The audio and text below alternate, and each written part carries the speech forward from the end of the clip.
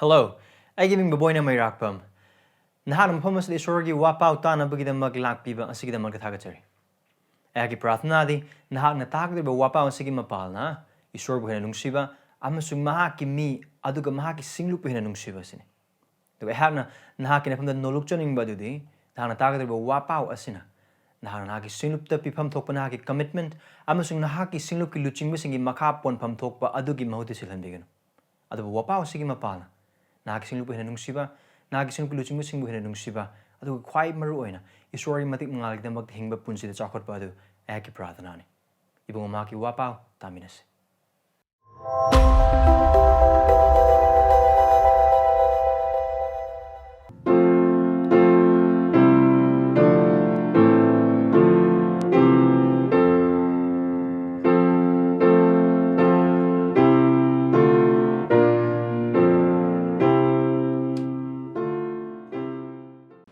Sorry from the mating ni si Pratnatos.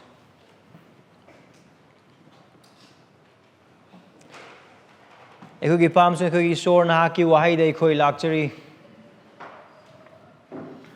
Prabhu eikoi mating pangbiu nahaki wahai se khangsanaba. Mating pangbiu eikoi nahaki wahai se tansanaba.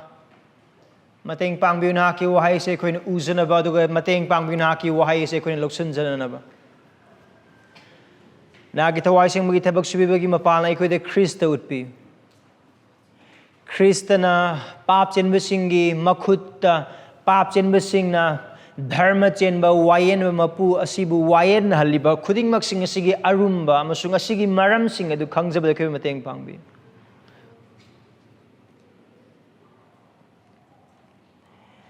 Hipaso eikoi pap sing utpi.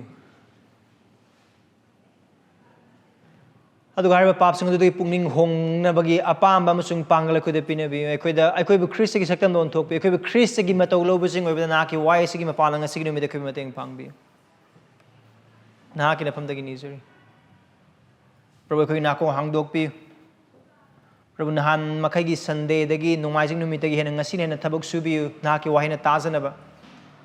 andi mai laktaba na maram oiraga Prabhu hana tab matam sing adu tadi maram asana eikoi khudingmakta mafam asada laikra eikoi khudingmakta eikoi de hena tana hakchangi na kong musung thawagi na kong ibungo na hakna inabi Isu Khristagi ni nizaribani Amen Eikoi na khamagum na ngasigi numida se tongan basinglup sing na Palm Sunday haina palan tawe Abidi Jesu Khristana Lola tongduna Jerusalem gi saharda sangla kheba numida duni adu ngasigi numida eikoi na yengminari ba jaga asidi Jesu Khristana hairiba lola tongka changa kraba matung tongan mong na mana Jerusalem lairaba matung adu eikoi na mamangi section da yengkiba du Jesu Christa Gethsemane da prathana tawe Gethsemane dagi Mahakpu nungsiba Mahaki sebok ne haina haiba Judas Iscariot na laktuna Mahakpu selye kuntra da yonthokre Gethsemane dagi Mahak pharaga pukre adu ngasigi numida eikoi na yengminari ba jaga ase Jesu Christa bu matam adu da lairamba dharma gi oiba luchingba singna wayenba adugi matangdani now thodok se Mahakpu phakraba numid adugi ahing nongyai da thokpa thodok ne asigi thangnaba numita Mahak sigani eikoi na khangmagum na hojik eikoi na nainariba mark ki nainarakliba jaga ase mathang nainarakpa adu da mark panup taraga mari gi jaga phauba se eikoi uba phangliba se Jesu Christ na cross mathakta sigadoba Mahak ki mising gi damakta makhoi gi papi kanbinaba gi damakta sigadoba numit adu hojikti numitta natna pungsing na ngai laiba matang adu dani eikoi na ngasigi numita uba phanggadoriba se eikoi gi prabhu karma prabhu dharma chenba prabhu pap yaudaba prabhu pap todaba prabhu Mahaki punsi khudingmak singda apaba wapau sandokpa singna amasung ibriagi lairik iba nupa adon haikraba gumna pap amatta da maikai amatta da pap amatta taukhidaba Khrista adubu pap chenba singna wayenba adugi matangdani Tebang panbagi wayel mapu adubu maki khuchemakna wayenbagi matang aduni Dharma chenba ibungo Mahakpu Dharma chendaba singna wayen bagi matang ni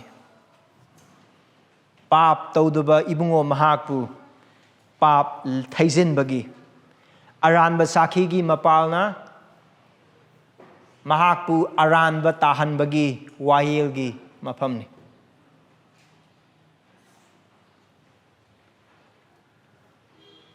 Ngasi aikoina paminariba jaga asida aikoina Khristagi punsi aduda mahakna nangamasung aigidamakta mahakna ponpham thoktaba mahakna tapham thoktaba mahakna lepham thoktaba maphamda lepkhiba adugi aruba adu aikoina uminagani. Maramdi Christian say lisingani khara henbagi mamangda mahakna lepkhiba mapham adu nangamasung aina lepham thokpa maphamdani.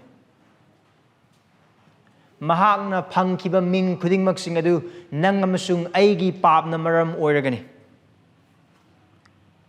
Kanana Christabu hatpage. Rome gi sipainara Sanhedrin gi kanglup nara or Judas Iscariot nara. Puwari gi liklam de yengboy ba taragadi hoy hiram amma natraga amada Judas Iscariot yawe.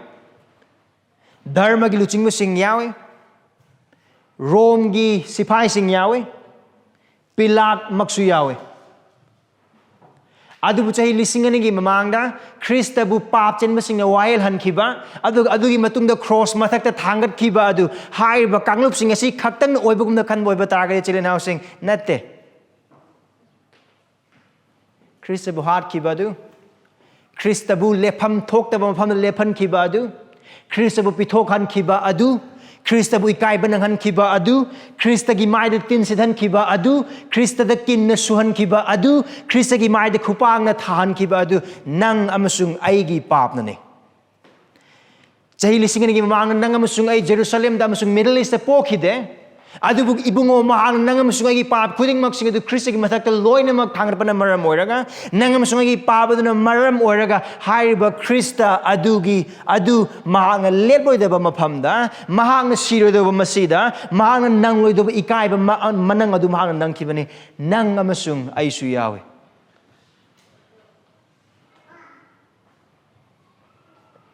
adu haiba wari si matang na koina pa matam da masung asing numda ta pa matam da nang amasung ai gi saruk yaw da bagum na khanbi gana nang amasung ai gi saruk yaw adu mafam masada dare maru oiba mapung oiba warol da mark pa tara mangagi tara marigi pada yang kai umdo din humphum manga phau ba sai koina khangmin na be ba chobo warol mark na koi khanganing ba Eikhoi punsi da magda aikoina khangduna thaja gadoba warol da sin main point or main idea Thajabasa Ningthou Jisuda matik mangal piyu maramdi eikhoigi aran khubamgidamak Mahakpu aranba tahankhi amasung inthokkhi. Christians, here's the main point. Christians give glory to King Jesus, for he was condemned and rejected for our salvation. Acho mafam bahum dai ko yang minagani pada yang kai go hum dai gani yang kai mapal phau ba sidadi Jesus Christ gi mafam da aranba saki sing thaijen be ko uba phangani aranba saki sing thaijen ba verses 53 to 59 charged with false testimonies or false witnesses. Pada hum pudagni hum pumari phau da ko uba phangado badi aranba tahanba Christ aranba tahanba condemned. He was condemned. Verses 60 to 64. Verse 65. Padung mga inthokpa. Christabu inthokpa. Rejected. Charged with false testimony. 53 to 59. Condemned. 60 to 64. Rejected. Verse 65.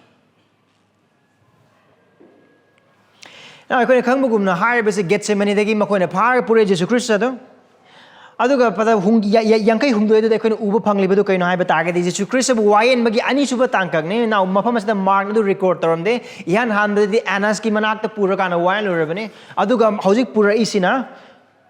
Purohit Lengi Manakani, Purohit Lengi Mayum, now Matam Masida Jisu Kristabu pharakpa matam asida purohit len oriba nupado kaifane. Haiba kaifa haiba nupa se yamna lalong haiba yamna chalu haiba yamna kari haigani apasazava hiram khuding makta mibu manipulate over haiba. Aduk mina pamna bachat pusu yam haiba aduk nupa ni asigi kaifa haiba nupa se asigi purohit len se magi manakta ne purohit se yankai humdoi sida. Adukar yankai humdoi verse 52 da aikoina uba phangba gumna kaifa gi manakta Jesu Christ adu pure. Aduk purakpa matamda aikoina uba phangga do wade si mahak lone na kana athoiba purohit sing ahallaman sing amasung wail yathang oza sing ningsing verse se krai da koi uba phangki. Asigi kanglup se chapter 3 yanam Jesu Christ na nam sithaba nupa amakhak Sabat ki numita anaba phanba matamda adugi numit adudagi hauroga Jesu Christ bu hananabugidamak thaurang tawwa kanglup singi manakta amane amarom da haiba oiba taragadi haiba kanglup sing se karam kanglup sing sastra goza sing pro athoiba purohit sing aduga ahallaman sing haiba kanglup ahum se matamdu lairamba dharma ge bu luchingba khudingmak sing adune haiba dharma ge luchingba khudingmak sing ase Jesu Christ bu hananaba maku phananaba amasung makbu hananabu gidamak lalong semba liklam yatpa kanglup sing adune. Now Mark the paboy batagadi chapter 3 gi verse 6 gi koi makoi dum hogre watana hogre karamaina mak je pharaga karamaina mak je loisanba yagdu haiba gi wakalon adu. And then chapter 11 lakma matamda so koi chapchana ubu phangi makha tana dum yengi. And then chapter 12 lakma matamda Jesu Christ na makoi ge chinphang na matamda makoi mai thire makoi loina makhangi adugi matam adu so makoi kari tona bahone Christ bhana na bagi damakta hiram khudi mat karam haina makbu hat kadagi haina haibudune. And then ikui kuiduna chapter 14 aikoina paba matamda aikoina ukraba adugumna verse 1 gi tangkhai adudagi athoiba purohit sing amasung wai yathang oza sing na lonam tawduna Jesu bu karam na phanaba amasung mahakpu hatnaba haiduna thirame. Asumaina thiringai matamda chap manaba badadu chapter 14 verse 10 amasung 11 da Judas Iscariot na hai pakang basida chatle aduga chalak Jesu Christ pithok na bagi damakta sel gi wasak pasing loraga mahak lai aduga hai makoi gi plodding du makoi na yatpa khuding maksing adu mai pa amarom da Gethsemane da laring makoi lai Jesu Christ pare Makoina phan na gidamak hona ba du chapter 14 gi verse 46 43 ding 46 power du u bangi makoi ye pa ma du phangi Jesu Christ makoi phare makoi na hona ba du karino phan am khata nate ha na basu adu makha ta ba jaga se dekho urok phanga ka du ri base phara banina karamaina ma bu hat kani adugi poram sing yatpa adugi damakta pre plan loinak tawbodu ekhoi mafam asada loinak uba phangani aduna ahing nong yai adudane loinak lagli bese Sanhedrin gi kanglup sing khwaidagi amoram dai oiba targadi Jew gi Supreme Court ne aduna harb Supreme Court adu leiba khudingmak sing adu loinak nata oiba targasi at least masing yamba makoi khar aduna di ahing adu loinak lai ekhoi ningsing word Gethsemane chatpa matam dasu harb kanglup sing asigi mi khar yaudam dum chatpan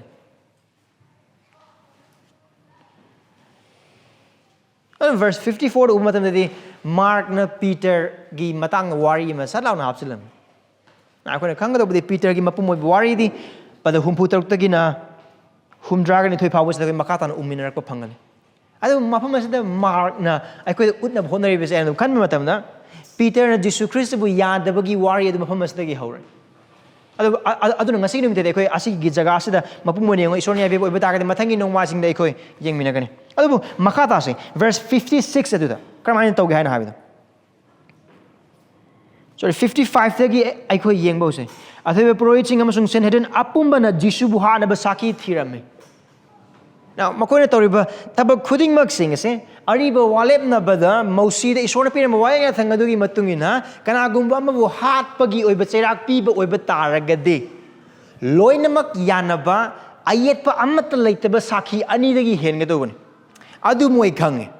aduna maram oraga ahing is da kana khangni makoina puraiba khuding mak sing se Jesu Christ gi mayokta saki adu pina na bagi damakta pure ꯑꯗꯨꯒ ꯃꯈꯣꯏꯅ ꯇꯧꯔꯤꯕ ꯈꯨꯗꯤꯡꯃꯛꯁꯤꯡ ꯑꯁꯤꯗ ꯃꯥꯔꯛꯅ ꯏꯕ ꯃꯑꯣꯡ ꯑꯁꯤꯗꯁꯨ ꯁꯥꯈꯤ ꯑꯗꯨ ꯃꯈꯣꯏ ꯊꯤ ꯀꯣꯔꯠꯅꯤ ꯀꯣꯔꯠꯇꯗꯤ ꯋꯤꯠꯅꯦꯁ ꯃꯊꯧ ꯇꯥꯏ ꯋꯤꯠꯅꯦꯁ ꯃꯄꯨꯡ ꯐꯥꯕ ꯋꯤꯠꯅꯦꯁꯁꯤꯡ ꯃꯊꯧ ꯇꯥꯏ ꯑꯗꯨꯒ ꯍꯥꯏꯔꯤꯕꯗꯨ ꯃꯈꯣꯏꯅ ꯐꯅ ꯌꯥꯝ ꯊꯤꯕ ꯑꯣꯏꯕ ꯇꯥꯔꯒꯁꯨ ꯃꯈꯣꯏꯅ ꯁꯥꯈꯤ ꯑꯃꯠꯇ ꯐꯪꯗꯦ ꯑꯩꯈꯣꯏꯅ ꯑꯃ ꯐꯥꯎꯕ ꯐꯪꯗꯦ ꯁꯥꯈꯤꯁꯤꯡꯗꯤ ꯂꯩ ꯑꯗꯨꯕꯨ ꯍꯥꯏꯔꯤꯕ ꯁꯥꯈꯤꯁꯤꯡ ꯑꯗꯨ ꯑꯃꯠꯇ ꯑꯣꯏꯅ ꯃꯈꯣꯏ ꯃꯁꯦꯜꯒꯤ ꯃꯔꯛꯇ ꯌꯥꯅꯔꯀꯥꯟꯗ ꯄꯨꯊꯣꯔꯛꯄ ꯁꯥꯈꯤ ꯑꯃꯠꯇ ꯂꯩꯕ ꯎꯕ ꯐꯪꯗꯦ ꯑꯗꯨꯒ ꯃꯤ ꯑꯌꯥꯝꯕꯅ ꯖꯤꯁꯨ ꯈ꯭ꯔꯤꯁꯇꯒꯤ ꯃꯥꯌꯣꯛꯇ ꯉꯥꯛꯇꯅꯦ ꯄꯤꯔꯤꯕ ꯁꯥꯈꯤ ꯈꯨꯗꯤꯡꯃꯛꯁꯤꯡ ꯑꯁꯦ ꯑꯗꯨꯒ ꯍꯥꯏꯔꯤꯕ ꯁꯥꯈꯤ ꯈꯨꯗꯤꯡꯃꯛꯁꯦ ꯃꯈꯣꯏꯅ ꯇꯣꯉꯥꯟ ꯇꯣꯉꯥꯟꯕ ꯃꯤꯅ ꯇꯣꯉꯥꯟ ꯇꯣꯉꯥꯟꯕ ꯃꯑꯣꯡꯗ ꯄꯤꯕ ꯑꯣꯏꯕ ꯇꯥꯔꯒꯁꯨ ꯍꯥꯏꯔꯤꯕ ꯁꯥꯈꯤ ꯈꯨꯗꯤꯡꯃꯛꯁꯤꯡ ꯑꯗꯨ ꯑꯃꯠꯇ ꯃꯥꯟꯅꯗꯦ ꯑꯃꯔꯣꯝꯗ ꯍꯥꯏꯕ ꯑꯣꯏꯕ ꯇꯥꯔꯒꯗꯤ ꯑꯅꯤꯁꯨꯕ ꯋꯥꯌꯦꯟꯂꯣꯟ ꯄꯗ 13-3 ꯑꯗꯨꯒ ꯃꯁꯤꯡ ꯊꯤꯕ 35 ꯑꯗꯨꯒꯤ ꯃꯇꯨꯡ ꯏꯟꯅ ꯍꯥꯏꯔꯤꯕ ꯁꯥꯈꯤ ꯁꯥꯒꯠꯀꯗꯧꯕ ꯑꯗꯨ ꯉꯝꯗꯦ ꯃꯣꯏ ꯊꯥꯖꯕ ꯏꯆꯤꯜ ꯃꯐꯝ ꯑꯁꯤꯗ ꯃꯇꯝ ꯑꯗꯨꯗ ꯃꯥꯔꯛꯅ ꯆꯤꯊꯤ ꯃꯇꯝꯗ ꯄꯥꯔꯤꯕ ꯃꯤꯁꯤꯡ ꯑꯃꯁꯨꯡ ꯑꯩꯈꯣꯏ ꯏꯁꯥꯃꯛꯅ ꯎꯕꯗꯣ ꯀꯔꯤꯅꯣ ꯍꯥꯏꯕ ꯇꯥꯔꯒꯗꯤ ꯃꯔꯝ ꯑꯃꯈꯛꯇꯪ ꯂꯩ ꯀꯔꯤꯒꯤꯗꯃꯛꯇꯅ ꯁꯥꯈꯤꯁꯤꯡꯁꯦ ꯑꯃꯠꯇ ꯃꯥꯟꯅꯗꯕꯒꯤ ꯃꯔꯝ ꯑꯗꯨꯒ ꯆꯞ ꯃꯥꯟꯅꯕ ꯁꯥꯈꯤ ꯑꯃꯗ ꯁꯥꯒꯠꯄ ꯉꯝꯗꯕꯒꯤ ꯃꯔꯝ either ꯃꯈꯣꯏꯒꯤ ꯁꯥꯈꯤ ꯈꯨꯗꯤꯡꯃꯛꯁꯤꯡ ꯑꯗꯨ ꯁꯨꯡꯈꯪ ꯈꯪꯗꯕꯗ ꯄꯪꯉꯥꯡ ꯉꯥꯡꯕ ꯑꯃ or ꯖꯤꯁꯨ ꯈ꯭ꯔꯤꯁꯇ ꯂꯥꯟꯗꯕ ꯑꯃ ꯑꯗꯨꯕꯨ ꯑꯩꯈꯣꯏꯅ ꯈꯪꯕꯒꯤ ꯃꯇꯨꯡ ꯏꯟꯅ ꯃꯐꯝ ꯑꯁꯤꯗ ꯖꯤꯁꯨ ꯈ꯭ꯔꯤꯁꯇꯒꯤ ꯃꯥꯌꯣꯛꯇ ꯃꯈꯣꯏꯅ ꯂꯥꯟꯅ ꯁꯥꯈꯤ ꯃꯌꯥꯝ ꯄꯤꯁꯤꯟꯕ ꯑꯣꯏꯕ ꯇꯥꯔꯒꯁꯨ ꯑꯃꯠꯇ ꯆꯨꯝꯗꯕꯒꯤ ꯃꯔꯝꯗꯤ ꯑꯗꯨꯒ ꯍꯥꯏꯔꯤꯕ ꯄꯨꯔꯣꯍꯤꯠꯂꯦꯟꯁꯤꯡ ꯑꯁꯤꯅ ꯄꯥꯝꯂꯤꯕ ꯑꯊꯣꯏꯕ ꯄꯨꯔꯣꯍꯤꯠꯁꯤꯡ ꯑꯁꯤꯅ ꯄꯥꯝꯂꯤꯕ ꯁꯥꯈꯤꯗꯨ ꯐꯪꯗꯕꯒꯤ ꯃꯔꯝꯗꯤ ꯈ꯭ꯔꯤꯁꯇ ꯑꯗꯨꯅ ꯑꯔꯥꯟꯕ ꯃꯑꯣꯡꯗ ꯄꯥꯞ ꯃꯆꯦꯠ ꯑꯃꯠꯇ ꯇꯧꯗꯕꯅ ꯃꯔꯝ ꯑꯣꯏꯔꯒꯅꯤ ꯊꯥꯖꯕ ꯏꯆꯤꯜ ꯏꯅꯥꯎꯁꯤꯡ ꯖꯤꯁꯨ ꯈ꯭ꯔꯤꯁꯇ ꯑꯗꯨ ꯄꯥꯞ ꯌꯥꯎꯗꯕ ꯄꯨꯟꯁꯤꯗ ꯍꯤꯡꯉꯤ ꯍꯥꯏꯅ ꯍꯥꯏꯕꯗꯨ ꯃꯍꯥꯛꯀꯤ ꯄꯨꯟꯁꯤ ꯑꯁꯤꯗꯒꯤꯁꯨ ꯃꯐꯝ ꯑꯁꯤꯗ ꯑꯩꯈꯣꯏ ꯃꯌꯦꯛ ꯁꯦꯡꯅ ꯎꯕ ꯐꯪꯉꯤ ꯀꯔꯤꯒꯨꯝꯕ ꯈ꯭ꯔꯤꯁꯇ ꯑꯗꯨ ꯄꯥꯞ ꯇꯧꯕ ꯑꯃꯁꯨꯡ ꯄꯥꯞꯀ ꯈꯣꯏꯗꯤꯟ ꯂꯣꯟꯗꯨꯅ ꯂꯩꯈꯤꯕ ꯃꯤꯑꯣꯏ ꯑꯃ ꯑꯣꯏꯕ ꯇꯥꯔꯒꯗꯤ ꯑꯃ ꯅꯠꯇ꯭ꯔꯒ ꯑꯃꯗ ꯁꯣꯏꯗꯅ ꯂꯣꯏꯅꯃꯛ ꯃꯥꯟꯅꯕ ꯁꯥꯈꯤꯁꯤꯡ ꯐꯪꯂꯝꯒꯗꯧꯕꯅꯤ ꯑꯗꯨꯕꯨ ꯑꯃꯠꯇ ꯐꯪꯈꯤꯗꯦ ꯃꯔꯝꯗꯤ ꯈ꯭ꯔꯤꯁꯇ ꯑꯁꯦꯡꯕꯅꯤ ꯈ꯭ꯔꯤꯁꯇ ꯄꯥꯞ ꯇꯧꯗꯦ ꯈ꯭ꯔꯤꯁꯇꯅ ꯇꯧꯈ꯭ꯔꯕ ꯊꯕꯛ ꯈꯨꯗꯤꯡꯃꯛꯁꯤꯡ ꯉꯥꯡꯈ꯭ꯔꯕ ꯋꯥꯍꯩ ꯈꯨꯗꯤꯡꯃꯛꯁꯤꯡ ꯑꯗꯨ ꯑꯐꯕ ꯑꯆꯨꯝꯕ ꯏꯁꯣꯔꯗꯒꯤ ꯑꯣꯏꯕ ꯍꯤꯡꯕꯒꯤ ꯄꯨꯟꯁꯤꯒꯤ ꯋꯥꯍꯩ ꯉꯥꯛꯇꯅꯤ ꯑꯁꯤꯅ ꯅꯪ ꯑꯃꯁꯨꯡ ꯑꯩꯉꯣꯟꯗ ꯑꯆꯧꯕ ꯄꯔꯥ ꯑꯃ ꯇꯝꯗꯕ꯭ꯔꯥ ꯃꯇꯝꯗꯨꯗ ꯂꯩꯔꯝꯕ ꯃꯤꯁꯤꯡ ꯑꯁꯤ ꯖꯤꯁꯨ ꯈ꯭ꯔꯤꯁꯇꯒꯤ ꯃꯐꯝꯗꯒꯤ ꯃꯍꯥꯛꯀꯤ ꯆꯤꯟꯒꯤ ꯋꯥꯍꯩ ꯑꯣꯏꯕ ꯇꯥꯔꯒꯁꯨ ꯃꯍꯥꯛꯀꯤ ꯈꯨꯠꯀꯤ ꯊꯕꯛ ꯑꯣꯏꯕ ꯇꯥꯔꯒꯁꯨ ꯃꯍꯥꯛꯀꯤ ꯃꯤꯠꯌꯦꯡꯗꯒꯤ ꯑꯣꯏꯕ ꯇꯥꯔꯒꯁꯨ ꯃꯍꯥꯛꯀꯤ ꯃꯐꯝꯗꯒꯤ ꯑꯔꯥꯟꯕ ꯑꯃꯠꯇ ꯐꯪꯈꯤꯗꯦ ꯑꯗꯨ ꯑꯣꯏꯕ ꯇꯥꯔꯒꯗꯤ ꯃꯍꯥꯛꯀꯤ ꯉꯥꯡꯕ ꯋꯥ ꯈꯨꯗꯤꯡꯃꯛ ꯑꯆꯨꯝꯕꯅꯤ ꯃꯍꯥꯛꯀꯤ ꯊꯕꯛ ꯈꯨꯗꯤꯡꯃꯛ ꯑꯐꯕꯅꯤ ꯑꯗꯨꯒ ꯃꯍꯥꯛꯀꯤ ꯊꯧꯗꯥꯡ ꯈꯨꯗꯤꯡꯃꯛꯁꯤꯡ ꯑꯗꯨ ꯏꯁꯣꯔꯒꯤ ꯑꯅꯤꯡꯕꯒꯤ ꯃꯇꯨꯡ ꯏꯟꯕ ꯉꯥꯛꯇꯅꯤ ꯑꯗꯨ ꯑꯣꯏꯕ ꯇꯥꯔꯒꯗꯤ ꯅꯪ ꯑꯃꯁꯨꯡ ꯑꯩꯈꯣꯏꯅ ꯃꯍꯥꯛꯀꯤ ꯋꯥꯍꯩ ꯇꯥꯐꯝ ꯊꯣꯛꯏ ꯑꯔꯥꯟꯕ ꯁꯥꯈꯤ ꯊꯩꯖꯤꯟꯕꯗ ꯐꯥꯎꯕꯗ ꯄꯛꯇ꯭ꯔꯕ ꯈ꯭ꯔꯤꯁꯇꯅꯤ ꯃꯍꯥꯛ ꯑꯁꯦꯡꯕꯅꯤ ꯃꯍꯥꯛ ꯙꯔꯃ ꯆꯦꯟꯕꯅꯤ ꯋꯥꯔꯤ ꯑꯁꯤꯅ ꯁꯥꯈꯤꯅꯤ ꯑꯩꯈꯣꯏꯅ ꯚꯔꯁ 57ꯗ ꯑꯣꯔ ꯄꯗ 53ꯇꯒꯤꯅ 59 ꯐꯥꯎꯕꯗ ꯎꯕ ꯐꯪꯂꯤꯕ ꯁꯥꯈꯤ ꯑꯃ ꯄꯨꯊꯣꯔꯛꯂꯤꯕꯁꯦ ꯄꯤꯔꯤꯕ ꯁꯥꯈꯤꯁꯤꯡ ꯑꯗꯨꯒꯤ ꯃꯔꯛꯇꯒꯤ ꯃꯔꯨꯑꯣꯏꯕ ꯁꯥꯈꯤ ꯑꯃꯅꯤ ꯀꯔꯤ ꯑꯩꯈꯣꯏ ꯎꯕ ꯐꯪꯉꯦ ꯅꯨꯄꯥ ꯀꯅꯥꯒꯨꯝꯕ ꯑꯃꯅ ꯍꯧꯒꯠꯂꯦ ꯑꯗꯨꯒ ꯍꯧꯒꯠꯂꯒ ꯀꯔꯤ ꯍꯥꯏꯅ ꯍꯥꯏꯒꯦ ꯍꯥꯏꯕ ꯇꯥꯔꯗꯤ ꯚꯔꯁ 58ꯇ ꯃꯤꯒꯤ ꯃꯈꯨꯠꯅ ꯁꯥꯈꯤꯕ ꯅꯤꯡꯅꯁꯪ ꯑꯁꯤ ꯑꯩꯅ ꯃꯥꯡꯍꯟꯒꯅꯤ ꯑꯗꯨꯒ ꯅꯨꯃꯤꯠ 6ꯅꯤꯒꯤ ꯃꯅꯨꯡꯗ ꯈꯨꯠꯅ ꯁꯥꯗꯕ ꯑꯇꯣꯞꯄ ꯅꯤꯡꯅꯁꯪ ꯑꯃ ꯁꯥꯒꯠꯀꯅꯤ ꯑꯃꯔꯣꯝꯗ ꯍꯥꯏꯕ ꯑꯣꯏꯕ ꯇꯥꯔꯒꯗꯤ ꯖꯤꯁꯨ ꯈ꯭ꯔꯤꯁꯇꯒꯤ ꯃꯥꯌꯣꯛꯇ ꯄꯨꯔꯛꯂꯤꯕ ꯁꯥꯈꯤ ꯑꯁꯦ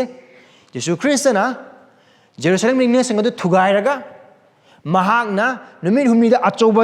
ꯅꯤꯡꯅꯁꯪ ꯑꯃ ꯃꯍꯥꯛꯅ ꯁꯥꯒꯠꯀꯅꯤ ꯑꯗꯨꯒꯤ ꯋꯥꯍꯩꯅꯤ ꯄꯨꯁꯤꯜꯂꯛꯂꯤꯁꯦ ꯍꯪꯕ ꯌꯥꯕ ꯋꯥꯍꯪꯗꯤ ꯀꯔꯤꯒꯤꯗꯃꯛꯇꯅ ꯍꯥꯏꯔꯝꯕ ꯁꯥꯈꯤ ꯃꯌꯥꯝ ꯍꯥꯏꯔꯝꯕ ꯑꯗꯨꯒꯤ ꯃꯔꯛꯇꯒꯤ ꯑꯁꯤꯒꯤ ꯁꯥꯈꯤ ꯄꯨꯊꯣꯔꯛꯄꯒꯤ ꯃꯔꯝꯗꯤ ꯀꯔꯤꯒꯤꯗꯃꯛꯇꯅ ꯑꯁꯤꯒꯤ ꯁꯥꯈꯤꯁꯦ ꯌꯥꯝꯅ ꯆꯥꯎꯕ ꯑꯃ ꯑꯣꯏꯅ ꯃꯌꯥꯝꯒꯤ ꯃꯥꯡꯗ ꯄꯨꯊꯣꯔꯛꯂꯤꯁꯦ ꯑꯣꯔ ꯃꯥꯔꯛꯅ ꯃꯐꯝ ꯑꯁꯤꯗ ꯑꯩꯈꯣꯏꯒꯤꯗꯃꯛꯇ ꯔꯦꯀꯣꯔꯗ ꯇꯧꯔꯀꯥꯟꯗ ꯊꯝꯂꯝꯂꯤꯁꯦ ꯃꯅꯤꯡꯒꯤ ꯋꯥꯔꯤ ꯈꯔ ꯈꯪꯕꯗ ꯃꯇꯦꯡ ꯑꯣꯏꯒꯅꯤ ꯁꯤꯒꯤꯗꯃꯛꯇ ꯃꯇꯝ ꯑꯗꯨꯗ ꯂꯩꯔꯝꯕ ꯆꯠꯅꯕꯤꯒꯤ ꯃꯇꯨꯡ ꯏꯟꯅ ꯏꯁꯣꯔꯕꯨ ꯏꯁꯣꯔ ꯈꯨꯔꯨꯝꯐꯝ ꯅꯤꯡꯅꯁꯪ ꯕꯨ ꯃꯥꯡꯍꯟꯕ ꯅꯠꯇ꯭ꯔꯒꯅ ꯃꯥꯡꯍꯟꯅꯕꯒꯤ ꯙꯝꯀꯥ ꯇꯧꯕ ꯅꯠꯇ꯭ꯔꯒꯅ ꯃꯥꯡꯍꯟꯅꯕꯒꯤ ꯍꯣꯠꯅꯕ ꯈꯨꯗꯤꯡꯃꯛꯁꯤꯡ ꯑꯁꯦ ꯁꯤꯕ ꯐꯪꯕꯗ ꯃꯇꯤꯛ ꯆꯥꯕ ꯀ꯭ꯔꯥꯏꯝ ꯃꯈꯜ ꯑꯃꯅꯤ ꯑꯗꯨꯅ ꯃꯔꯝ ꯑꯣꯏꯔꯒ ꯖꯤꯁꯨ ꯈ꯭ꯔꯤꯁꯇꯗ ꯃꯈꯣꯏꯅ ꯄꯥꯝꯂꯤꯁꯦ ꯀꯔꯤꯅꯣ ꯃꯍꯥꯛꯄꯨ ꯍꯥꯠꯇꯣꯛꯄ ꯑꯗꯨꯒ ꯍꯥꯏꯔꯤꯕ ꯀ꯭ꯔꯥꯏꯝ ꯑꯗꯨꯗ ꯃꯇꯦꯡ ꯄꯥꯡꯒꯗꯧꯕ ꯁꯥꯈꯤꯁꯤꯅ ꯀꯔꯤ ꯃꯥꯅ ꯖꯦꯔꯨꯁꯂꯦꯝꯒꯤ ꯅꯤꯡꯅꯁꯪ ꯑꯁꯦ ꯊꯨꯒꯥꯏꯒꯅꯤ ꯍꯥꯏꯅ ꯃꯥꯅ ꯍꯥꯏ ꯑꯗꯨꯒ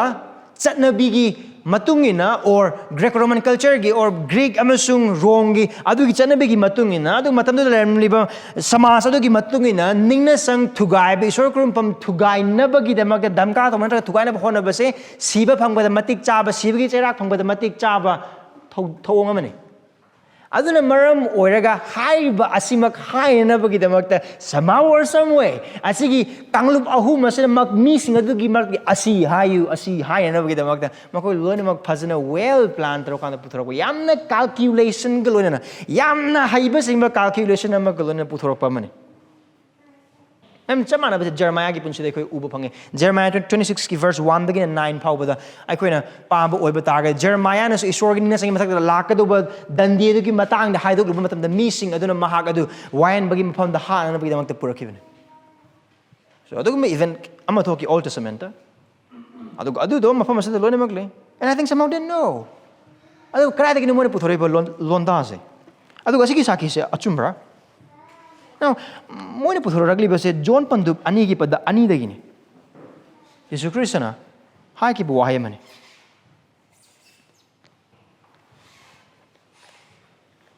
Sorry, John Pandup ani ki pada taraga mapan. Yesu Khristana hai buwahay dayo ngosida. Ngasay makoy na Yesu Khristana ki makta pili saki buwahay aduga asiki buwahay siga changing be. Asing ba mapamasi manghalu aduga numid humnigi manung da ay na madu semgat kani. Aduga makata na parak po iba taragadi. Verse 21 da. Mahag ni Jesus Christ na matang adu da hari ba do? Ningna sang khud na sab Jerusalem temple adugi matang na haiba natte. Adu ni verse 21 uba phangise adu mahang aseng mapham oiba mahaki hakchang gi maram dai amaron dai oiba targadi Jesu Christ na John Pandup ani gi ba taraba pan da hai riba adu mahaki hakchang adu isor gi sang ni adu gai ba sang adu thugai du na mahaki mi singi damak te siraga khud na semba nataba mahaki i gi mapal na mahang isor gi anu ba sang ma saga meaning mahaki hingba sibam su humni su no mite hingatpa adu gi matang na bang na hai ki ba wahai ne adu basi kanu thing asinati Yesu Christ ki wahai adu mahak na hai ba wahai adu karamba matam da karamba maong da karida hai ba no hai na hai ba adu twist tawraga onthoaga makhoi gi oiba agenda adu makhoi gi oiba wakhalon adu makhoi gi oiba apam adu phangnana bagi damakta Khristagi mayok thai ba wahai ne Yesu Christ na Jerusalem ning sing thugai gi hai na hai ba natte adu bu mahaki masa adu kai hanjuna manghanduna humni suba numite hingatuna mahaki missing in the makta mahak na semakadru anobu ningna sang adugi matang na mahak haibane amaram the haiba oiba targadi Christian mafam adu the haiba da chumbane remember Jesus Christ na siba matam adu gi haraga amasung hingat pada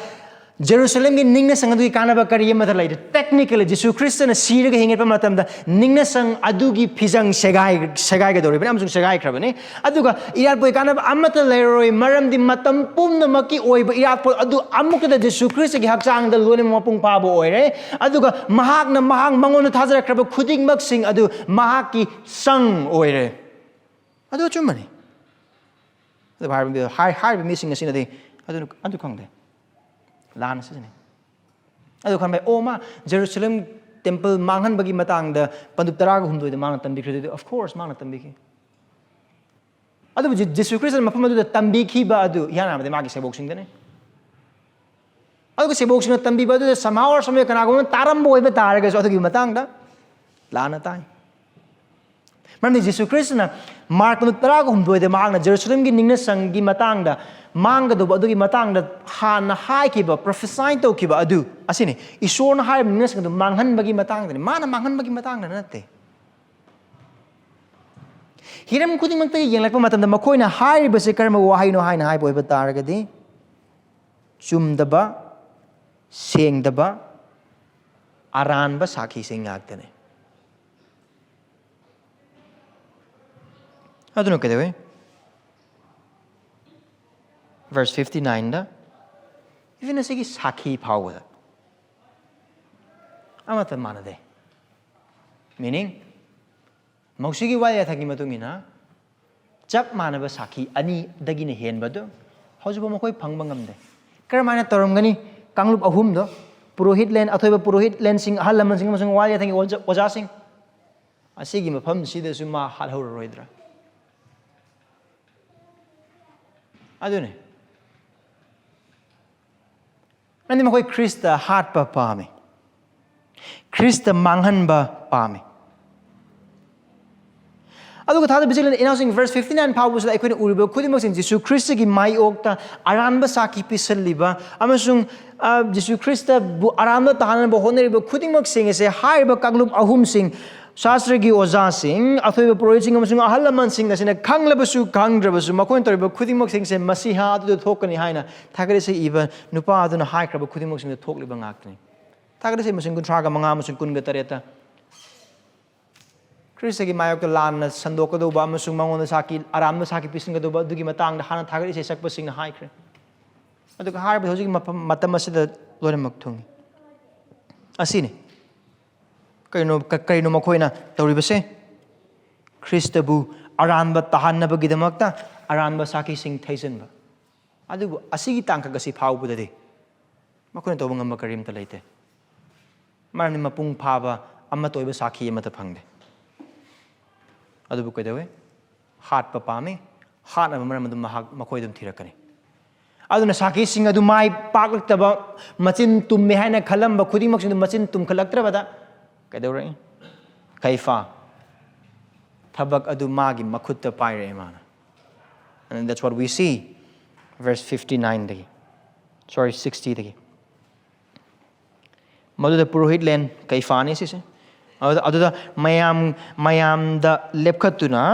Jisuda hankhi nang karisu khumlaroidra mising asina nahaki nathakta saki pire basi karino amam nai bo oiba taragadi ngasai dagi moina pami sing Jesu Christ na wa ngang ba yam na pam Jesu Christ na khumba yam chin phang na ba yam na pam amana traga amada magi wahai sing adudagi aranba ta halaga amana traga amada manadri ba sakhi me yam laite man halakpa jaga thi adu wakalone adu Jesu Christ amata khumde Jesu Christ wa amata ngangde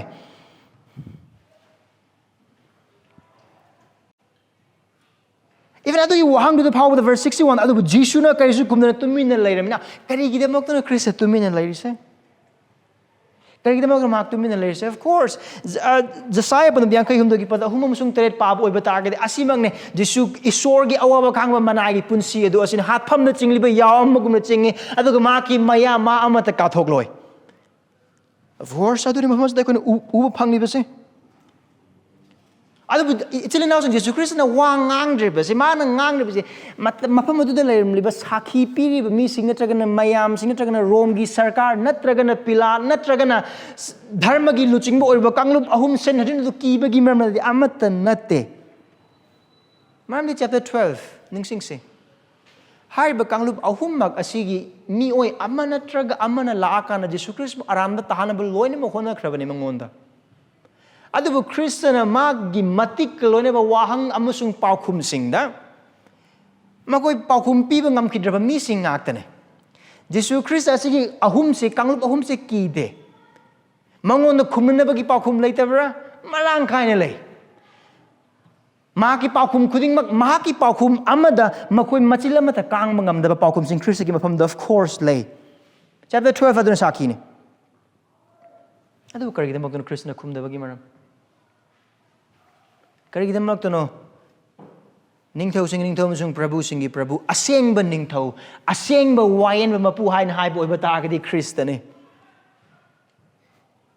Lausing khudingmak mangonda lay miyoibagi thamoi khudingmak maha khange mangonda sakhi pirapagi mathau taba amata leite adu asigi Krista asina tuminna leiba adu khanbagi maram karigidamakno adu singa nausing harba jaga ase koi bhap tana nabagidamakte maha ki getsemane gi prathana ningsing mathau ta getsemane gi prathana da Krista ki prathana do karino yarabadi tengura sengonda gi lauthokpiyo adubu aigi aningba natana nahaki ningbo oibi atopolonda da haibo batagadi ipa nahaki misingidamakta sigatoba masi ese ai nattaba maramda atopa pambai leibo batagadi adudo oihanbi ai hakpu asigi mafam asidagi lauthokpi adubu aigi aningba natana nahaki aningbo oibi ahumlak prathna tarakan haugalak matamda Khristana kari uba phangi mapan mahonagi tengo lauthokta mahak uge mahakpu phana mising mahak lakbo oi mahak kari khangi ipagi aning mase tengot simak thakpa mahak aning mane paukhum amada yeknaba khudimak mai thigani wahai amada sargagi sargadut khudimak sing laktuna mafam adu maku wayenaba lebu khudimak sun tumna manghan bangam Khristani adubu mahaki punsi apumba adu mahaki mapa isoda thajaba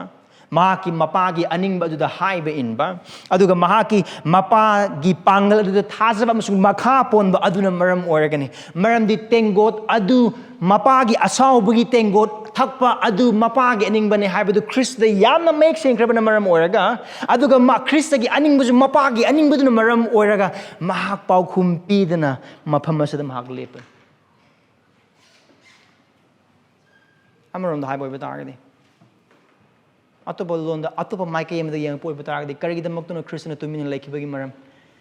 nang amasung aigi aran khubamgidamak his silence was for our salvation.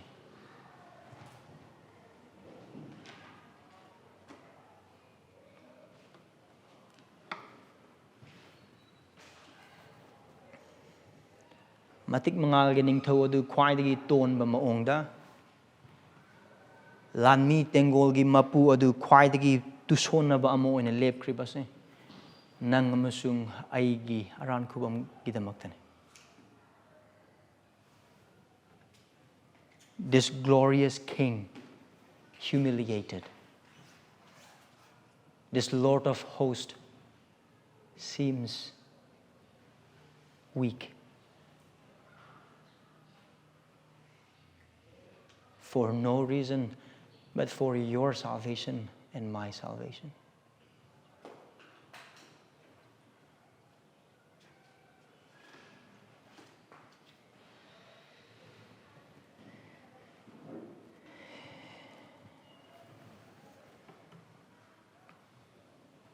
Pipham maro lebinu pane karmaina mapu khudi thien bang yagali habido wakal khanbinu pamane chahi tara mari muk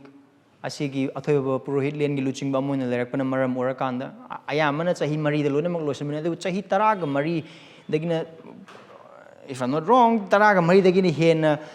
athoiba purohit len gi pham pairabanu pamane yamna chalu haibanu pane Khristagi matangda tarabanu pamane probably and so Khristabu phanaba amasung mabu aranba tahanaba aduga mabu siba phawbagi dandi aduda leiramliba machoi taraba saki khuding mak singdo loinema kauthok amada loinema chingsilaklaga makhoi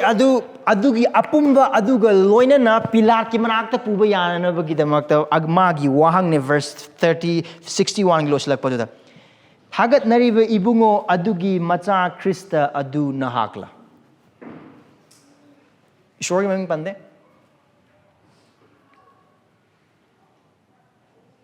Yai phaba oiraba ibungo mahak.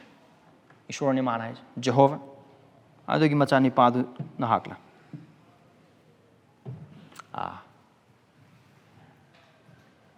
Verse 62. Yesu Khristana mahagna oiribadagi matangda ihan hana haiba mi sing asigi sakhi sing amasung hangliba wahang khudingmak sing even kaifana han hangki wahang aduna tana akon basi ma ke chin ka thoi ma gi wai deu ai ni sidil loisande ma Migi machan nipa aduna ingam ngambagi khud yet thangbada phamba amasung atiyagi lechil de lenglakpa nakhoina ugani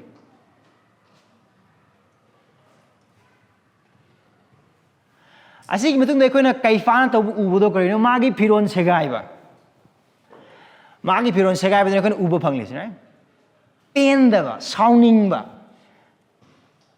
khangba ngamdrabadu utpa Karidano kaifana saurise. Amaram the kaifana magi tabak or say magi pizol segai badu. Tamoi kai bugalone segai haiba aikersu khande. Harau bugalone maso segai ramne. Maram the asigi zaga asida Khrista Jisu asibu asiba pangbada matik chaba sakhi adu chap chana phange sida aduga sakhi adu ma masiha ne haiba du maru ne natte Jisu Christ na ma masiha ne haraga solution de maramdi masiha se not necessarily isor dagi lakpa isor mag oiba amagum oigani habi thajaba kaisu leite matam aduda adubu problem se masiha ai ni haina hagra matung lakpa wahai sing de yam problem oi se aduga adudane kaifana mafam aduda laiba sen hadin kanglup loinamak aduga mafam adu tiliba mipum loinamak adu amata da pusilak la kanda mahal na makhoron da kari tausige adu dena wang hanglak pa yabagi tanja phangi se Jesu Khristagi akonba hiram ani sidane kaino haiba oiba ta ga Jesu Christ na hari do sine mafam asida mahal na haiba verse 62 se Jesu Khristagi matang na ariba walam na bada uba phangraba Daniel pandu taret aduga thagade se masing chamaga taragi pada amadu uba phangraba hariba ani adu chap ani du samjnaraga Krishna harapane amaron da haiba badaga Jesu Christ na harsine hoi ai masihane aduga ai masiha khaktang natna ai asine Daniel taret uba phangba Jehovah na Ningthou oina taibang pan mapung bada panana bugidamak ta mai paklaba Ningthou amma oina thangkadoriba aduga anirak suboina magi mission bu loba lakadoriba amasung wayen ba lakadoriba isorgi machanipa amasung isorga manab isor adu aini aduni Krishna sida harise and they understand it loina makoi loina mag bhaptai Jesu Krishna asida haire ibase Daniel taret amasung thagale sei chama ka tara adu uba phangkraba isor amasung isorgi machanupa isor Ningthou hengadoba aduga taibang ba apumba bu wayen ba lakadoba aduni haina haiba aduga haiba adu isor natna kanamatna haiba yaba natte aduga adumak haiba Jesu Christ na haiba wahese mahak isor ne aduga isor gi machanu pan haina haiba ga chap mane aduga jiudi gi janabi matung ina the mi amane isor ni haina haiza base isor gi mayok ta wa ngang bane aduga isor gi mayok ta magi mingthina bangang ba khuding maksing adu hatpagi or sibagi dandi phangani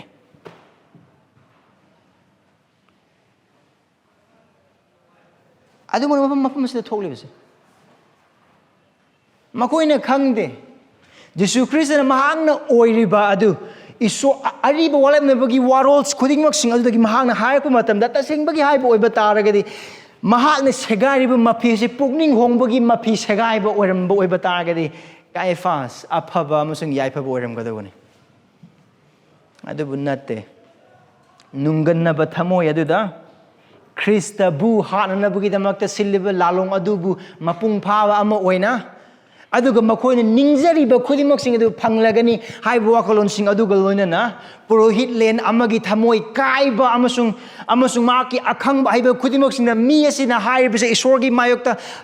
aran bahai bani haina habdu uhan bagi mapalna makoi gi machoi taraba saki khudi mok sing do amada puslak pa yaba maong gi matang do orapana maram oraga karino yes melodrama drama ne man sitais lila ne man sanris aduga Khristana asigi wahai se harak pa matamda magna hairiba si aranba wahai ne haina haiba matamda achumba oi maramdi makhoigi khangbagi matungina Daniel pandu tareta uriba migi machani padu langamba isorne aduga langamba masihane isorgi ningthone langamba aduga mogi wakalongi matung innade sami lani magi damakta mayam leigani magi damakta magi khongloi mayam leigani adu yengo sigi nupa sidi si nazareti thoklakpa getsemredagi pharakpa magi sebok magnabo amma takakna loina mak thadokhraba nupa aduga magi pangalam ta leitaba aduga hangliba saki khudimok sini kaimdo khumba ngamdaba asigi nupa asina Daniel taret uba phangliba aduga thagri chamaga tara uba phangliba isorgi macha nupa dune haina haibase asidagi hena chawba chinthiba asidagi hena chawba aranba wahai kadai de leiribagi adune mana verse 63 da harese proilen aduna mapi segai duna Eikhoina atei sagi singkar yemong mathau taribagi asida leire pote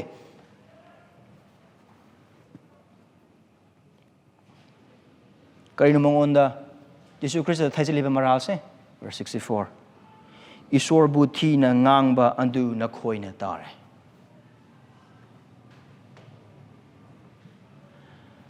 Lanmi di lairadana magi sebok singna phabo thadokhraba nupa asina magi ne habida kanamata lepakpa ngamdraba nupa asina ꯏꯁꯣꯔꯅꯦ ꯑꯃꯁꯨꯡ ꯏꯁꯣꯔꯒꯤ ꯃꯆꯥꯅꯨꯄꯥꯅꯤ ꯍꯥꯏꯅ ꯍꯥꯏꯕꯁꯤꯗꯒꯤ ꯍꯦꯟꯅ ꯆꯥꯎꯕ ꯏꯁꯣꯔꯒꯤ ꯃꯥꯌꯣꯛꯇ ꯊꯤꯅ ꯉꯥꯡꯕ ꯀꯔꯤ ꯑꯃꯠꯇ ꯂꯩꯇꯦ ꯑꯗꯨꯅꯦ ꯃꯣꯏꯒꯤ ꯋꯥꯔꯤꯁꯦ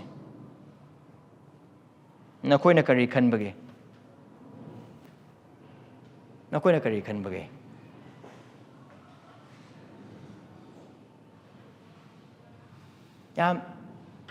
ꯌꯥꯝꯅ ꯍꯩꯅ ꯁꯦꯝꯕ ꯋꯥꯍꯩꯅꯤ ꯑꯃꯔꯣꯝꯗ ꯍꯥꯏꯕ ꯑꯣꯏꯕ ꯇꯥꯔꯒꯗꯤ ꯑꯃꯔꯣꯝꯗ ꯃꯥꯅ ꯇꯧꯔꯤꯁꯦ ꯃꯥꯒꯤ ꯋꯥꯍꯪꯁꯤꯗ ꯃꯥꯒꯤ ꯑꯄꯥꯝꯕ ꯑꯗꯨꯒ ꯂꯣꯏꯅꯅ ꯎꯠꯊꯣꯛꯂꯕ ꯑꯗꯨꯒꯤ ꯋꯥꯍꯩꯅꯤ ꯃꯔꯝꯗꯤ ꯑꯗꯨꯒꯤ ꯁꯤꯁꯇꯦꯝꯗꯣ ꯃꯥ ꯂꯣꯏꯅꯃꯛ ꯐꯖꯅ ꯁꯦꯝꯈ꯭ꯔꯦꯅ ꯖꯤꯌꯨꯗꯒꯤ ꯆꯠꯅꯕꯤꯒꯤ ꯃꯇꯨꯡ ꯏꯟꯅꯗꯤ ꯏꯁꯣꯔꯒꯤ ꯃꯤꯡ ꯊꯤꯅ ꯉꯥꯡꯕꯗꯣ ꯍꯥꯠꯄꯗ ꯃꯇꯤꯛ ꯆꯥꯏ ꯑꯁꯤꯒꯤ ꯅꯨꯄꯥ ꯖꯤꯁꯨ ꯑꯁꯤꯅ ꯏꯁꯣꯔꯒꯤ ꯃꯤꯡꯕꯨ ꯊꯤꯅ ꯉꯥꯡꯉꯦ ꯀꯩꯅꯣ ꯅꯣꯏꯅ ꯄꯥꯝꯃꯤꯁꯦ ꯑꯗꯨꯗꯤ ꯀꯔꯤ ꯍꯥꯏꯔꯛꯀꯅꯤ ꯃꯈꯣꯏ ꯄꯨꯝꯅꯃꯛꯅ ꯃꯍꯥꯛ ꯁꯤꯕ ꯃꯇꯤꯛ ꯆꯥꯏ ꯍꯥꯏꯗꯨꯅ ꯃꯔꯥꯜ ꯄꯤꯈꯤ ꯀꯔꯤꯒꯤ ꯏꯁꯣꯔꯕꯨ ꯊꯤꯅ ꯆꯩꯔ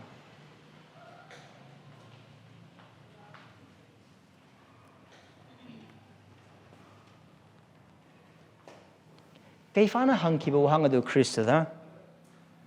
ꯈ꯭ꯔꯤꯁꯇꯒꯤ ꯃꯇꯥꯡꯗ ꯈꯪꯂꯒ ꯃꯍꯥꯛꯄꯨ ꯊꯥꯖꯒꯦ ꯍꯥꯏꯅ ꯍꯪꯈꯤꯕ ꯋꯥꯍꯪ ꯅꯠꯇꯦ ꯑꯗꯨꯕꯨ ꯃꯍꯥꯛꯄꯨ ꯑꯔꯥꯟꯕ ꯇꯥꯍꯟꯅꯅꯕꯒꯤꯗꯃꯛꯇ ꯃꯔꯝ ꯊꯤꯕ ꯃꯍꯥꯛꯀꯤ ꯑꯁꯣꯏꯕ ꯊꯤꯕꯒꯤ ꯋꯥꯍꯪꯅꯤ ꯑꯗꯨꯒ ꯍꯥꯏꯔꯤꯕ ꯈꯨꯗꯤꯡꯃꯛꯁꯤꯡ ꯑꯁꯦ ꯃꯈꯣꯏꯅ ꯈꯪꯂꯝꯗꯕ ꯌꯥꯏ ꯑꯗꯨꯕꯨ ꯑꯩꯈꯣꯏꯅꯗꯤ ꯈꯪꯉꯤ ꯑꯗꯨꯒ ꯖꯤꯁꯨ ꯈ꯭ꯔꯤꯁꯇꯅ ꯃꯍꯥꯛ ꯑꯁꯤ ꯃꯤꯒꯤ ꯃꯆꯥꯅꯨꯄा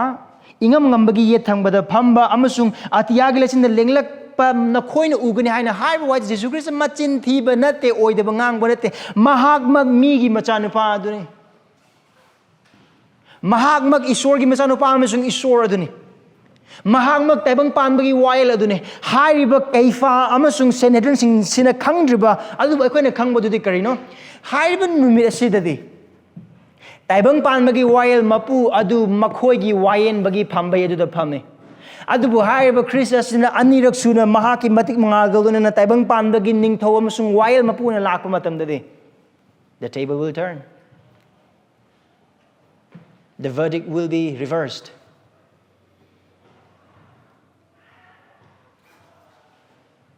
Jesus Christ na wayan gani Jesus Christ na pan gani Jesus Christ ki wail adu khaktamak chatnagani adubu adu ki thodok do thoktre adu Muhammad sai kone uri badudi taibang pan bagi wayen ba mapu adubu pap chen basingna napal to basingna masagi oizaba pam basingna wayen ki adu sibagi charak se moina pibadi yaroi maramdi moida makhoi rongi makha da laibane adu makhoi na ngai se pilat ni haiba do kone chapter 15 gi verse 1 da uminar kani adu verse 65 da karino toriba thoong adu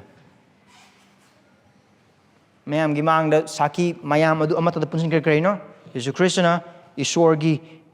mingbu thina ngangi ishor bu thina ngangi adu makhoi mayam na sibada matik char haina hai in 65 asi karino Christ is rejected by them by men mi singaduna Christabu inthokle maramdi mapham asida seasonary base Jesus Christ da kaidoi makoina mamai da tin chele probably kaifa da gi hana horamba ya ani mayam da gi mamai da Christ lephan bane adu ne kaifa na la kan hangliba wahang adu kaifa da gi horamba gani mathang tin chele mamai kumjin na khudum na sui adu mangon dai phongdoku asida tor bihiram khudimak sing ase thada bechile naw sing kan ari bolem na badi yengbo oiba targa di tin sichinba amasung khudum na suba amasung khupak na thaba khudimak wayen balor matung da adugum na tawriba se inthokpagi saktam amarom da haibo oiba targa di hingba da matik chadre mi una thaba da matik chadre nahak loire eikhoigi marakta leiba da matik chadre aduna eikhoigi hakchang da mathau ta da ba aduni nangna phangba da matik charse aduna ne tin silu da mag mamai can you imagine this sit ki batin khudimak sung da eikhoigi mai da tafam thok ngak tane nang amasung aigi pap na maram oraga nang amasung aigi mai da tapam thokpa tin ngaktan adu Khristana nang amasung aigi da makalobi khe du gitin ma ki maran na maram oraga na tin nang amasung aigi ira na maram oraga ne Thajabasa now sing Eikhoina khangba Khristagi mai da sit khiba tin adu mahak na sithan khibane maramdi Getsemani da tokiba prathana gi mamang gi horoga Jerusalem tam na lakpa matam da khwai gi thauna phana chatkiba du Khristani Getsemani gi inkol da prathana torba matung makpu phana ba mising lakpa matam da mahaki sebok sing da hai khiba du lak u hare pusan khibani lak du mising du pham da mahakpu phahan khibani kare gi dama kana gi dama nang amasung gi dama pap chin ma nang amasung gi dama mahakpu inthokkhi bani aduga makoina ko mamit to chetchena kisla kan khudum na suru kan phungdo haina hai base now Jesus Christ to kana haina hai masiha ne haina hai aduna makoina to base jasaya pandu maruina jasaya yankhai da yengba oiba taragadi sorry jasaya tarama thogi pada ani dagi na mari phawba da yengba oiba taragadi masihana to ngam ga do base maming na uba ngam da oiba taragasu Magi aku betul lebih kudu mungkin manam na adum haiba ngam gani haiba gi prophecy ma ya Isaiah 11 da aduna Jisuda masiha ne hai na haiba ne nang masiha oi bata ga di kana nang khupang na thari se kana nang khudum na suri se hairo mi maming do hairo nang masiha oi bata ga di karim na bagi thong ne karim na bagi thabak ne na asiba nang musungay na hangdo buhang se sine Mapham masida thawaina wayel ise kanano who is on trial here who really is on trial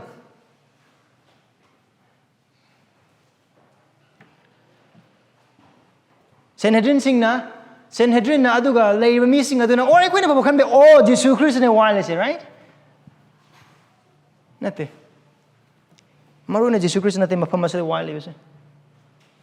I think we have haiba badagadi mapham masida waili base maru oina Sanhedrin Singh amasung leiba mipum khudingmak sing aduna karigi damak no aina si hai base Khristagi wahid ningsing bra mahak amuk hanna lakani wayen na bagidamak adugi lak matam adu mising na mahak adu mapa isorgi ye thangba phamba amasung panba ugani kaifa sikre matam adu lana sakibi besing soidane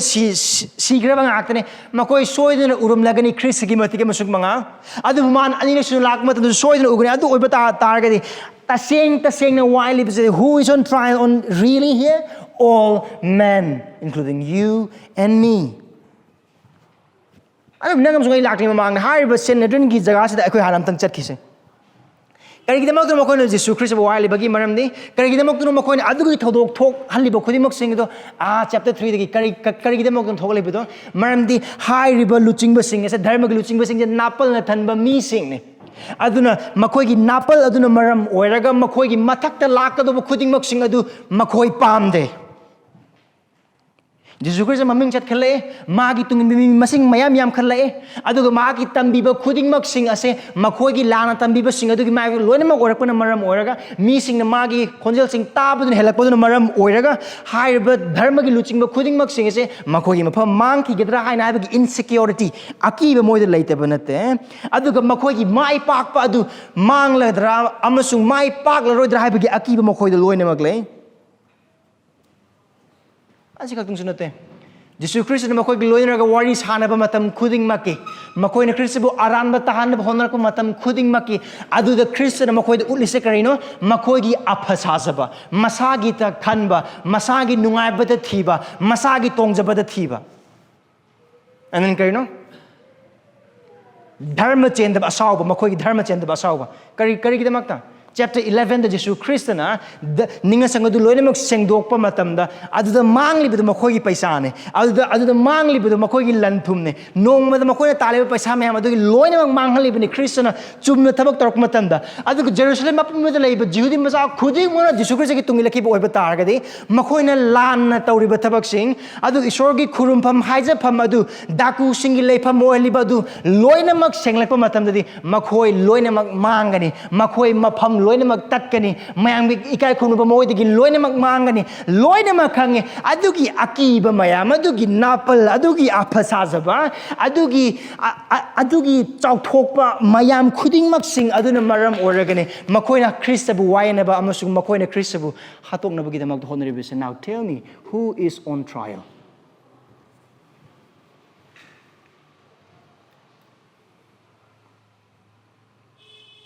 Asida aikoina uba phanglise karino makoigi napal makoigi akiba makoigi afasasaba makoigi chinthiba makoigi sengdaba khudingma Thajabasa anangsing nang amasung aina aikoigi apamba sing adu phangnanabagidamagta Jisu Khristabu chang yengba matam khudingmakki asi ningsingbi aduda chang yenglibado Jisu nate nang amasung aine.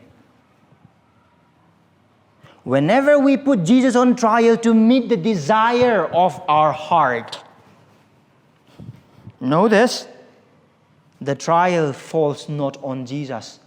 but on us, on you and on me.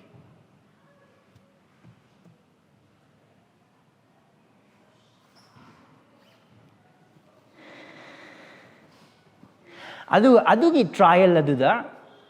paukhumpi nabagidamak demand tawrise Jisu Christ nate nangamasung aine. Punsigi apamba kharagidamak mai pakpa kharagidamak paisa kharagidamak ikai khumnaba kharagidamak mi singi thagatpiba kharagidamak mi singna masak khangnaba kharagidamak mi singkhara harau hanaba hiram khudingmak singidamak Jisugi aningba Jisugi apamba Jisugi yathang khudingmak sing aduda wahang hangjilaga aikoina Jisu nangdi aduna Jisu karigino Jisuda adum mahaki aningba apamba khudingmak sing magi sebok amo oina hingadaba punsi aduda wahang hangjilaga Jisugi aningba natana aikoigi aningba apamba adu taunabagi punsi meng hingba khudingmaki paukhum pibada mathau tarse nang amasung aine Jisu nate. Chimadi yamna mayik sengbiyo. Jisu Christ adu nang amasung agi Prabhu oiba ma natragana mahak nang amasung agi wild mapu oiba ma adugi tongan option na later. Either Jesus is your Lord or He is your judge. Adu kariguma Christ sinaki Prabhu amasung kanbi mapu oiba taragadi haraw na ngay ni. Adu mahak na haki wayan mapu amo oina pham oiba taragadi kiningay ni. It will be a thing of joy for you and me if He is our Savior and Lord. It will be a thing of terrifying thing if He is our judge. So sige thodo ko sa yeng bumatam na Khrista maki mathak lagliba aranba thejin basing mangonda lan na thejilakpa amasung Mahakpu lan ba mong da aranba tahanba amasung Mahakpu ikai ba mong da inthokpa khudimag sing ase Thajabasa anangsing nang amasung aigidamak tani nang amasung aina phangba matik chaba sing ngaktani nang amasung aigi ikai bani nang amasung aigi inthokpa ne amasung nang amasung aigi aranba mapham sing Khristagi mai da tinsidan khrebadu nang amasung aigi napal na maram oragane nang amasung aigi oiba oizaba thibagi punsi nang amasung aigi chin thibasing nang amasung aigi oidaba ngangbasing nang amasung aihakna ibungo mahaki mayokta tawkiba thabak khudingmak sing adugi damakta nang amasung aigi wakalda leipa mitu miwala nabagi wakalon sing adugi maramgi damak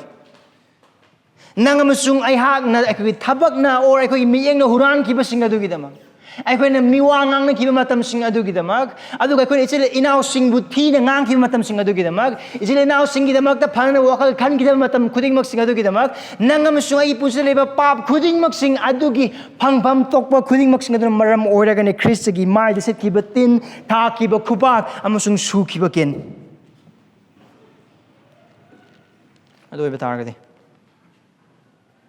Khristana nang amasung aigi damakta haiba mafam asida lepana maram oraga haiba Christus eikhoigi Prabhu oibana maram oraga Eikhoidagi mahakna pam hiram sing kharla amasung Eikhoina amram haiba Eikhoina mangon lomda tokpham thokpa thabak amalai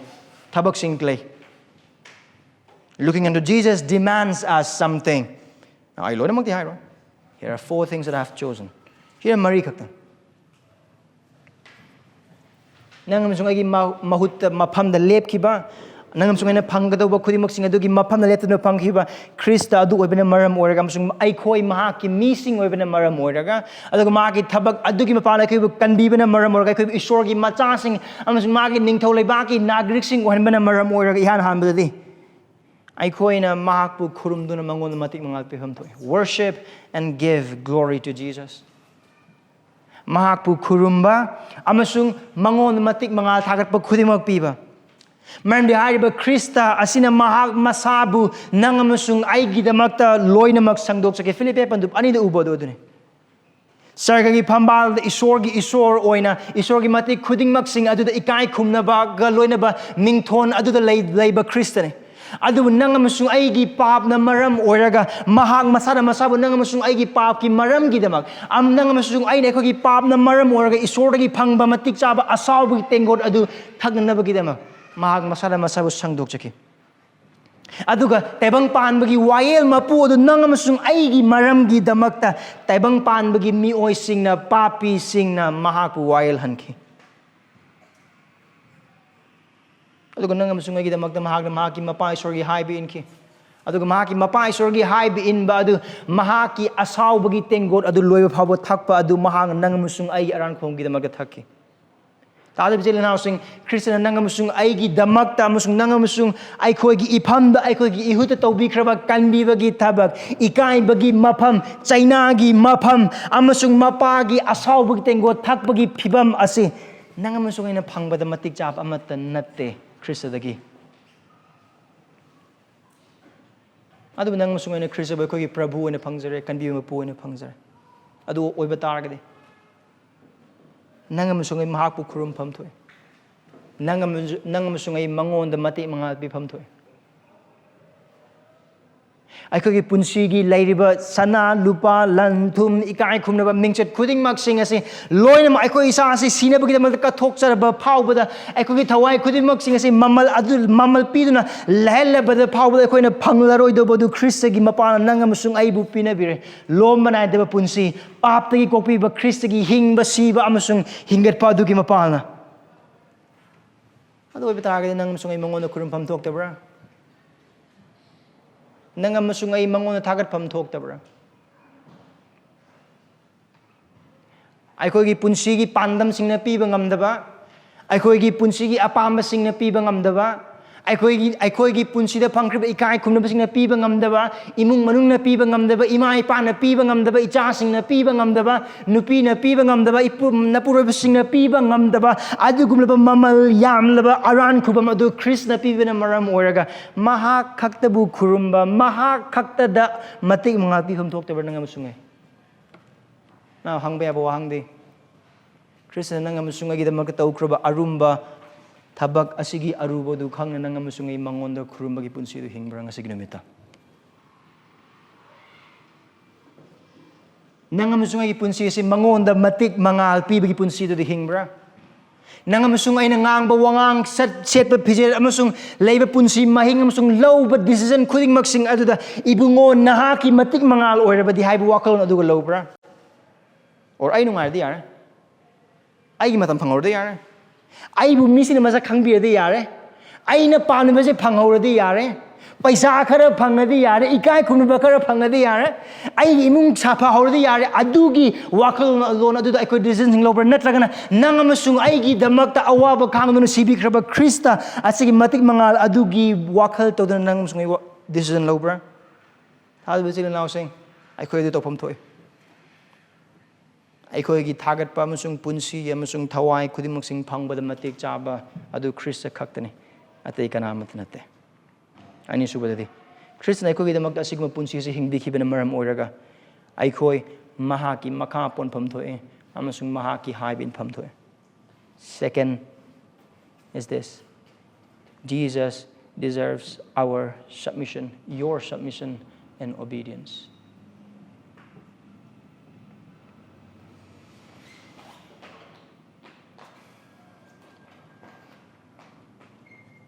Jisu Krista Prabhu ne mahak anirak suna taibang panbu wayan na bagi damak lakadoriba migi machanu paaduni Yesu Khristana Mark Madam Nipandagi Mahaki Punsida Organim Sungtokani Haina Haikrabo Kuding Maksing, Sastri Goja Singh from the Pitokani, Mapu Pugani, Kaipanangani, Hartkani, Sigani, Humni Subunumiti Hingatkani, other Mafamas the Mang Haisakano, Mahang Namukana, while Mapuna low, while Mapuna Laka with Ugan and Haiba Widen. Ado hoju babu dekho ukra adu matung ne Khristana hai krabo khuding mak sing adu loine mak thok uba phange adu kai Khristagi cross ki matung ni hinglib anu wal na bagi thajaba sing obena maram oraga Khristana hai ba mong adu mak phaki siki phumki humni subunu mit hingat ki sargada ka ki khuding mak sing loine mak chume asi chumba na maram oraga Khristana anirak suna taibang panbagi wayen mapu ama oina asiba amasung ahing mabu wayen ba lakani haina hai ba so na thokada bune hai ba koi khange Mahak Prabhu ne, Mahak Ningthou ne, Mahak na wasa e Mahak amukha na Mahaki mising bulo wala kani haina. Asiba musung ahing babu wayan gani haina. Asi Mahaki wasak pa ne, adugo Mahaki wasak pa adu Mahak so mapung pan gani. Asi achum ba ne, adugo ay nanga musung ay gipunsida khwai gi maru or si asi ne. Khrista amukha na lakani. Aduga Khrista amukha na lakpa matamda khwai gi maru or gaduise mingchat nate. Paisa nate, tayong panbagi mai pak panate, misingi nungsibi banate, imai pagi imung manunggi amasung kayo lekagi candi hai badu amata nate, aduga Eikhoi mingwang hau badu nate, Eikhoi na tayong panbas na lan kayam khosun bangam hawi, paisa kayam paihaw na bangam hawi, icha karam atang baskul tha bangam hawi, ay ginupida karam ba gift bangam hawi, kayam chawba yung sa bangam hawi, kayam tang ba gari tong bangam hawi, adu amata mathaw tade, Khrista lapa matam da khwadagi mathaw tadu ise, nang amasung ay Khrista da Pangbra, adu kaktang ne, nang amasung ay asibagi marak to the oigadra or ahing badugi marak to oigadra, ahing bagi marak to the oibatargadi, Khristana lakpa adu nang amasung ay gidamak tane, Eikhoi gidamak ta yai paba oigane, adu Khristana lakpa adu the Christ yaudan liban ha oibatargadi, kiningay ne. Khristagi yaw machagi asawba do haitharak pa matamda asawba adubu kokhan mangam gadawa nahaki pangal lausing gyan lanthum amasung mising nungsiba amata leite taibang pamda lekriba mi loina mang na makoi thamoi tangkhai ama nangonda loina mak piba oiba targasu laglib isorgi asawba adugi maphamdadi samna gumane Khrista Prabhu ne Khrista lekriba nang amasung ai gidamak Harau na bagi maram mane.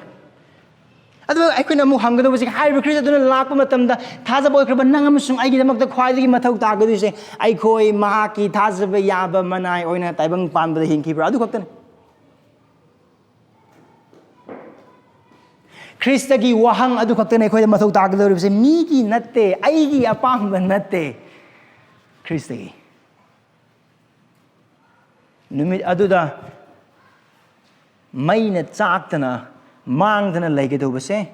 Khristagi ta taukiba thabak sing Khristagi ta hingkiba punsi Khristagi ta khangkiba awaba Khristagi ta nangkiba ikaiba sing Khristagi ta mangkiba yum Khristagi ta mangkiba maru mapang kayo lekai sagai natai khuding mak sing adu khaptene khwadagi maru oigedoba amasung adu khaptene adu gini adu lep kadowa nang amasung ai adu khaptene thadaba chila naw sing se kawgum se Daguna Khrista bukhang da mi mo oiba targa Khrista thajabi Ma'am di Khrista thajuna mapu nagi kanbi mapu masung Prabhu oina Mahaki damak hingba adu natana naha Khristagi mang lepa ngamba kari amata leiroi khwaidagi maru oiba sa amuko hanai Eikhoi thamoi gi ningba pamba sing du inba natte Eikhoi punsigi apamba sing du phanghona ba hona ba hakchang gi aningba taibang panba gi apamba amasung taibang panba na piba khuding mak sing du phanghoba adu natte maru oina Khristana anirak suna Prabhu na lakpa matamda thajaba oikraba Eikhoi gidamak tade Eikhoi na tanang lisi kaino he thajaba yaba inai adugi punsida Khristagi Prabhu oiba adugi makha pondana maki haiba inba punsi aduda uba phangani do ahum subadadi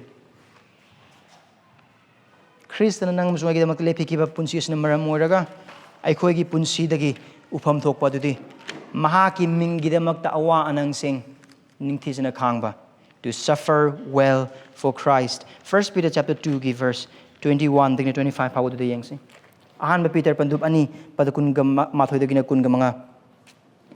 maramdi si phau bana khoi ba kobire Khristana su eikhoigidamak ta awaba khangki ba maramna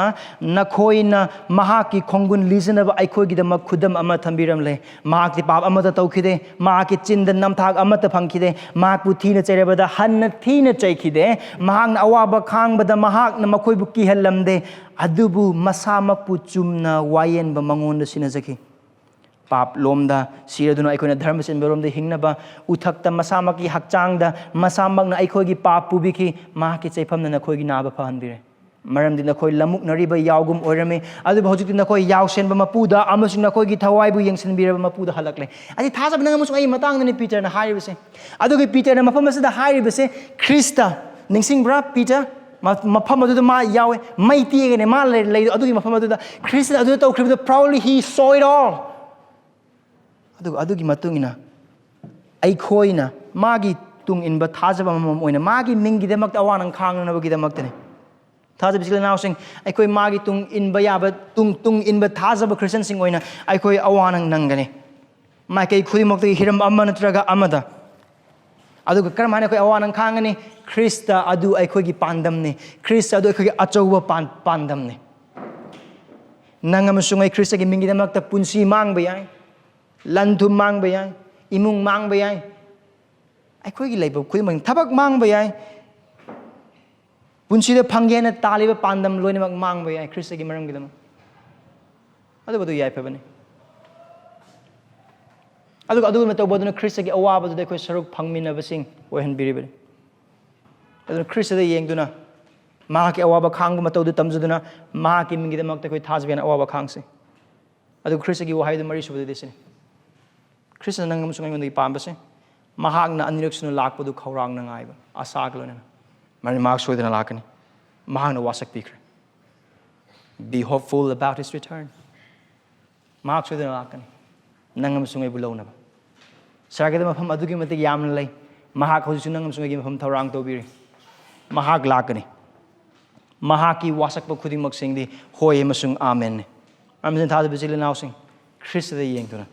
mahaki mingidamak awa khangduna mahakpu khurumduna mangon matik mahal khudimak piduna mahaki makha ponduna mahaki haiba induna eikhoigi ningthou bu lakpa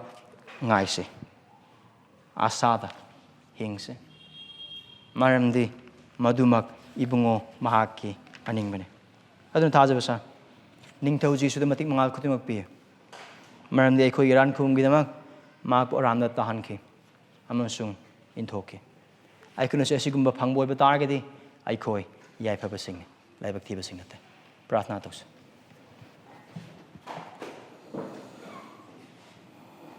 खुगी palm सुंग खुगी सोर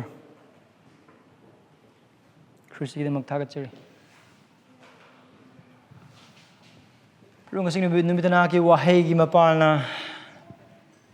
अखोई the Christ उत्पी अखोगी फंगफम थोक उत्पी अदुगा अखोगी फंगफम थोक अदु Christ ना अखोगी मफम the अखोगी दमकता lobby खिबदु उत्पी थागतचरी प्रभु ईश्वर अखोई Christ the मतिक मंगाल पिजबग लोनना खुरुमजबगी पुंसी हिंजबद मतेंग पांगबियुबा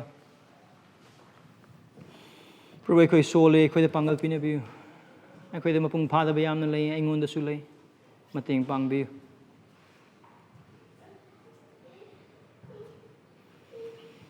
प्रभु ईश्वर ना की वहाई मपान अखोई ममद थबक सुबियु